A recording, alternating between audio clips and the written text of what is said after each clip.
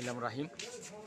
আমি সেতু হায়দার খান, সাবেক সহধর্ম বিষয়ক সম্পাদক, টাঙ্গাইল জেলা ছাত্রদল, সাবেক যুগ্ম সদস্য, মির্জাপুর উপজেলা যুবদল। আজকে এখানে আমাদের দুইটা গ্রুপে সংঘর্ষ হয়েছে। দুইটা গ্রুপে সংঘর্ষের মূল কারণটাই হচ্ছে দুজন ব্যক্তিকে নিয়ে। মির্জাপুর উপজেলা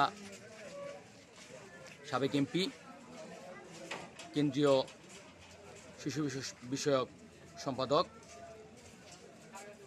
আবুল কালাম আজাদ সিদ্দিকী এবং টাঙ্গাইল জেলার সাবেক সদস্য জনাব ফিরোজ হায়দার খান, এই দুই গ্রুপে সংঘর্ষ হয়েছে। সংঘর্ষের মূল কারণ হচ্ছে আমরা আমাদের এলাকাতে স্থিতিশীল অবস্থায় সাধারণভাবে আমরা ব্যবসা বাণিজ্য করতেছিলাম, এই অবস্থায় আছি। এবং আমাদের জননেতা জনাব ফিরোজ হায়দার খান তিনি বলে দিয়েছেন যে কোনো জায়গায় কোনো প্রকার চাঁদা দাবি করা যাবে না।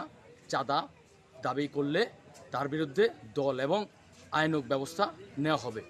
কিন্তু আবুল কালাম আজাদ সিদ্দিকী তিনি তার এই বিভিন্ন সন্ত্রাসী গ্রুপ দিয়ে তিনি এই বিভিন্ন মিল ফ্যাক্টরি থেকে চাঁদা দাবি আদায় করতেছে এবং বিজনেস চাচ্ছে। যদি সেগুলো না দেওয়া হয় তাহলে হুমকি দেওয়া হচ্ছে মিল ফ্যাক্টরি বন্ধ করে দেওয়া হবে। এবং তার লোকজন গিয়ে প্রতিদিন প্রত্যেক মিল ফ্যাক্টরির কাছে গিয়ে তারা মিল ফ্যাক্টরির মালিকদেরকে তারা হুমকি দিচ্ছে যে আমাদেরকে বিজনেস দিতে হবে। কিন্তু এখানে আমরা সাধারণ মানুষ যারা আছি, আমরা যারা এই দল করি, আমাদের নেতার কথা একটাই, এই মুহূর্তে এবং কোনো প্রকার কোনো কিছু নিয়ে যেন কোনো কিছু না হয় এবং এই আমাদের এলাকা যেন শান্তিপূর্ণভাবে থাকে এবং আমরা সাধারণভাবে যারা বিজনেস করতেছি তারা যেন আমরা সাধারণভাবে যেন জীবন চলাচল করতে পারি। এই মুহূর্তে আমরা এই অবস্থায় থাকাকালীন আজকে আবুল কালাম আজাদ সিদ্দিকীর তার যে সন্ত্রাসী গ্রুপ, তারা আমাদের আজকে বিভিন্ন এই শ্রমিক দলের নেতা এবং যুব দলের নেতা, তাদের দুজনকে, একজন হচ্ছে শফিকুর রহমান শফিক, তিনি মৃত্যুসজ্জায় আছে, আর আরেকজন গুরুতর আহত অবস্থার মধ্যে আছে, খুব খারাপ অবস্থা। তো এই অবস্থার মধ্যে তাদেরকে ঢাকায় হসপিটালে ভর্তি করা হয়েছে। তো এখন আমরা আপনাদের কাছে এটাই আমাদের চাওয়া যে আমাদের এলাকায় যেন শান্তিপূর্ণ বিরাজমান থাকে এবং আইনশৃঙ্খলা বাহিনী যেন আমাদের এলাকা তারা যেন দেখাশোনার মধ্যে থাকে, আমাদের জানমালের নিরাপত্তা যেন তারা দেয়।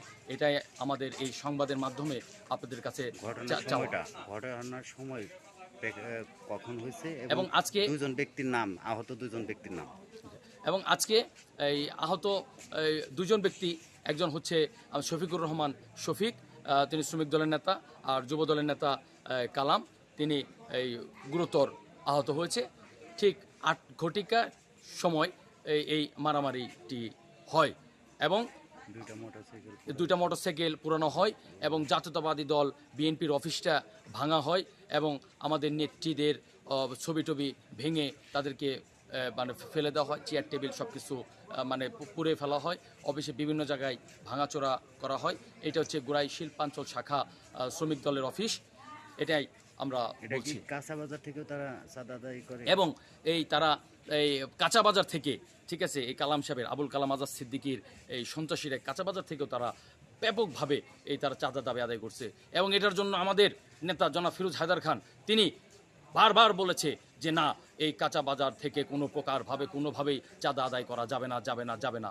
এবং তারা কোনো কিছুই মানে না, তাদের কথা একটাই, আবুল কালাম আজাদ সিদ্দিকীর আমাদের নেতা আবুল কালাম আজাদ সিদ্দিকী, আমরা যা করব আমাদের ক্ষমতা আমরাই সব করব। আমাদের সাবেক এমপি যেটা আমাদের ক্ষমতা দিয়ে দিয়েছে আমরাই করব।